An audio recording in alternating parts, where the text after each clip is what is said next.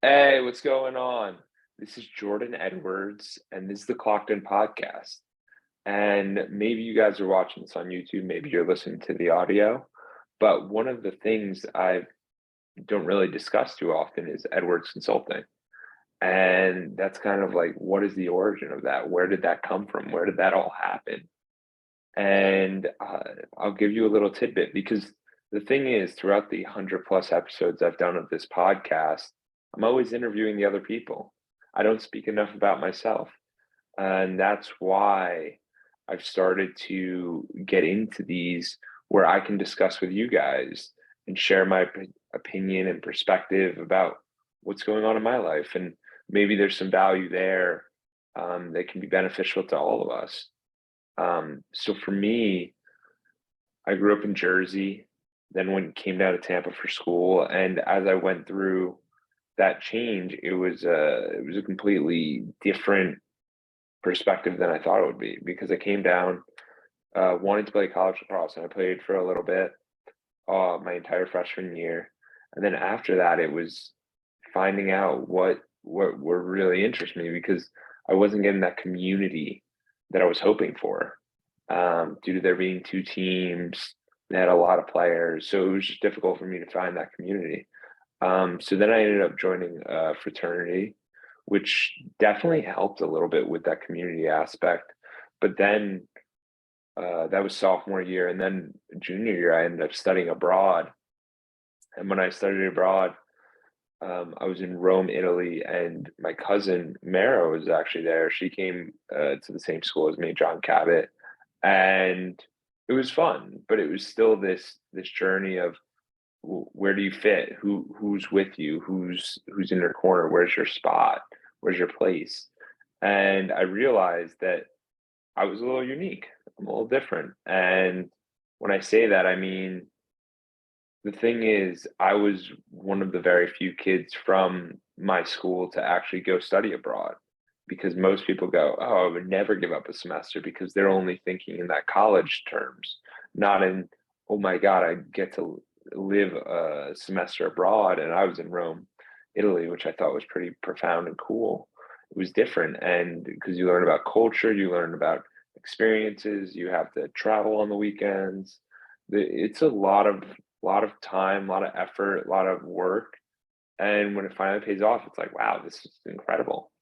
And the cool thing was, after that experience, I had a really global perspective. I realized that I really enjoyed traveling abroad and having those experiences because it was something that allowed me to get a more holistic view of and a more proper perspective of where I actually was in the world and what I valued. And when I went to graduate college, I had a job lined up, and that was great. And then I had all these different opportunities, and you have all your friends because I was still in Tampa, so I got to still hang out with everyone. But the thing was, as it continued on, I started to realize this, and a lot of people have this situation where that outside community, if it doesn't come from your work, it can be difficult to recreate. It can be difficult to find. And for me, during school, one of those major ones for me was the fraternity. It was really something that you had your group of friends. It was all of that inclusive nature that was nice. But there was something that occurred, and basically the reason I'm telling you all this is because it's the story of why Edwards Consulting started and what it is. And for me, I thought back to a moment of what do I do well, and who can I help, and what is that? And this thing I've always wanted to create was a community and create a foster a positive mindset. So that's why I have the podcast as well, because the podcast is me pushing out there to everyone. Hey, there's a lot of negativity out here. Why don't we highlight some of the positive people out here and we see what we can see if they give you any insights or different perspectives? Because I realize, and I believe it's true, that the five people we spend the most time with become part of us. And in this virtual age now, we can do that online. We can listen to podcasts. So those people in your circle, they don't have to be your friends. They don't have to have ever spoken to you before, which I thought was pretty amazing. So I have the podcast, which is for that reason.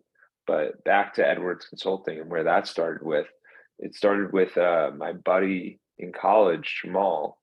And what happened to him was I was a senior, getting ready to graduate, and he was going through school and wasn't the happiest with it all, but you would never know from his face. He was always the go-to person to hang out with. He was always super happy, super outgoing, and he just made a decision that I think if we had a discussion, maybe could have changed. And that impacted my life a lot because that was someone I was a roommate with, not at that time, but previously, someone I knew their family, like someone I was very close with, and I didn't know he was struggling. And that's something that I didn't want to occur anymore with the people I knew. So I decided and like kind of worked on it and made my own, what do I think life is all about? And what I ended up doing was realizing it has five pillars. It's mental health, physical health, community service, philanthropy, spirituality, and relationships. Those are what I think the five pillars are. And inside of those, I think we view life in a very one-dimensional way when we're experiencing it. And like some of the issues that happen with people is they just focus on if they're in college or high school, it's only grades. Like your worth is only how good your grades are, not that you're a good person or you're doing the right thing. In life, after graduation, it's how much are you making? If you don't make the most, then you're not achieving success, quote unquote. And these were all things that I honestly disagree with. I think that there's a lot of different intangibles, and I think those are elements of it, and those are part of a life. But I think a life comes from you monitoring and having different aspects of yourself, meaning what's your mental health like? Where does that sit? And where can that improve? And then where's your physical health? Where's your community service philanthropy? Where's your spirituality? Where's your relationships? And when I ask these questions to people, some of these categories, they were like, I've never touched on these. I've never done any of these. And I do this because it gives you a screenshot of where you're at today. And it helps you understand maybe I'm not the best at community service, but I'd like to improve. And what can improving look like? Maybe it can be donating to the homeless man. Maybe it could be donating your clothes. Maybe it could be signing up for a food drive. Maybe it could be raising money. Maybe it could be donating money. It can be any aspect of whatever you want. Maybe it's building a philanthropy. But if you don't measure yourself in how you're doing in those areas of life, I don't think people see the progress in a positive manner. Because here's my truth that I believe. I think when we're making progress, we're excited about life. And a lot of people will rely on, hey, did I get that promotion? Then I didn't make progress this year. Did I get married? Then I didn't make progress this year if I didn't do these big life events. And it's like, no, like you make progress every single day. Just are you working towards it? And this is some of the perspective I like to help individuals with, different clients. But I would have really liked to help those who are struggling. And even if you're not struggling, if you feel like you're a little lost, it's what is the proper perspective? Is work everything, or do I have things that I'm interested in life? Are there different dimensions? And like when you really start to dive into it, you see different areas. Like so for me, philanthropy. One time I went to Peru, hiking a trail, went to Iquitos, which is a jungle town. It's basically the Amazon rainforest. And we had this tour guide who was an unofficial tour guide, not really our tour guide. And he just brought us around for 3 days. And then after we left, he messages me and he goes, hey man, I'm trying to get over to this country. Like, I'm really tight on cash. Like, do you have anything to help? And that was a philanthropy to me. He said he was going to pay me back. It's always a process, but it's just helping out where you can and having that perspective of, oh my God, we actually have a lot to be grateful for. We have a lot to be happy about. And one of the major things is that we need to realize that we are very lucky. we are very blessed. We have a ton of resources around us. I mean, if you're in the United States, the amount of stuff that you have in comparison to other countries is insane. You walk through people's closets and they have 100 t-shirts. You can only wear one shirt at a time. It makes no sense. We have 100 books.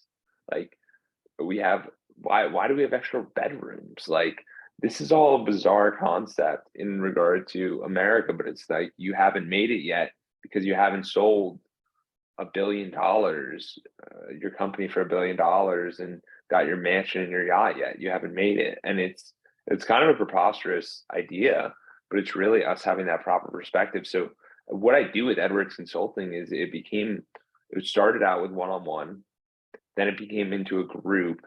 So now the group runs every week and we basically talk about these different ideas and these different concepts to see what can change, how we can change, how we can get different perspectives. Because it's so important for us to talk to people outside of our work, outside of our friends at a deep level to understand that, hey, maybe you're seeing something different. Maybe you understand this idea better. Maybe you understand what's going on here. Maybe you could be my support cast. Because as I mentioned earlier, that community post grad that I was looking for is very difficult to find. And one of the ways I found it was by working through this group and creating this group and meeting on a weekly basis, because it allows us to operate at a very high level and only take an hour, hour and a half of our time and just be able to hear other opinions, other ideas, other things that might click for us. Because a lot of the time we feel like we're in our own bubble. And most of the time we are. But the only time I've ever seen people really operate at a very high level is through masterminding. It's through working together. It's through collaborating. And when we collaborate, we're able to grow. So if you're looking for a place to grow, I'd be happy for you to reach out and just we could talk and see if maybe there's an opportunity there. It's my email is jordan@edwards.consulting. And I'd be more than happy to see if maybe there's a place because I know what that's like not to have a place. It's tough. It can be challenging and it can be difficult. The other thing I'd recommend is a lot of people find groups through activities. Like, so they find maybe the group through their spirituality, through their religion, through the wine club, through CrossFit, through the gym, through a sports team, whatever it is, like you need to find that community because the thing is, I've known this to be a truth, but most recently I read an article that happened. It's an 85-year study that Harvard put on for happiness and what allowed for happiness and what allowed people to achieve that happiness. And what they did is they had 724 people around the world and they would check in with them every 2 years to see who was the happiest. And the answer wasn't a great physique. It wasn't all the money in the world. It wasn't any of these things. It wasn't achievement at the highest level. It was relationships. It was the people. It was having those friendships and having that collaborative nature. And they broke it down into 7 different segments. And I'll put the article in the show notes. But it was really, really interesting because it opened up my eyes knowing that this truth of communities and relationships was a very important thing. And the more people I speak with, it becomes more and more vital because a lot of the time we rely on one person for our happiness, which is just that's a task that no one can take on. So why can't you make a brotherhood or a sisterhood and really grow with that?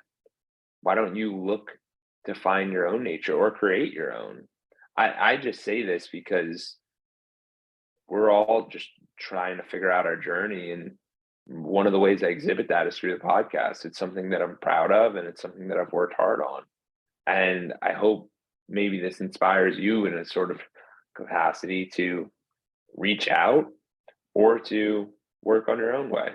Whatever it is, I'm more than happy to hear the journey. And I love connecting with people and just finding new ways of providing value. And one of the coolest things I would say is if you haven't done it, it's really to break down yourself, mental, physical, community service, philanthropy, spirituality, and relationships.